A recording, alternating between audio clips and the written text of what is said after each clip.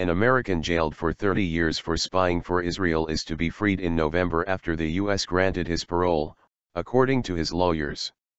Jonathan Pollard, a former U.S. Navy intelligence analyst, was jailed for life in 1987 after being found guilty of passing documents to Israel. U.S. Secretary of State John Kerry denied the move was a bid to appease Israel amid tensions over Iran's nuclear deal. The case has been a source of friction between the U.S. and Israel for decades. Rumors of his release have been circulating for several days, with some analysts suggesting it was tied to the nuclear agreement with Iran. But in a statement, Pollard's lawyers said the parole board made their decision independently of any other U.S. government agency. The decision is not connected to recent developments in the Middle East, they added.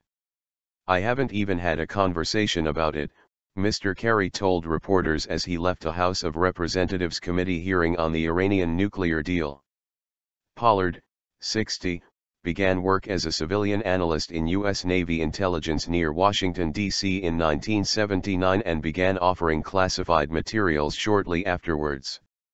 Navy officials and the FBI interviewed him in 1985 after he was found to have removed classified documents from his office.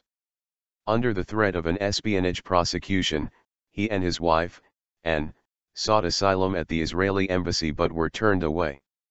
They were arrested soon after by the FBI. His lawyers said Pollard will be required to remain in the U.S. for 5 years under the terms of the parole.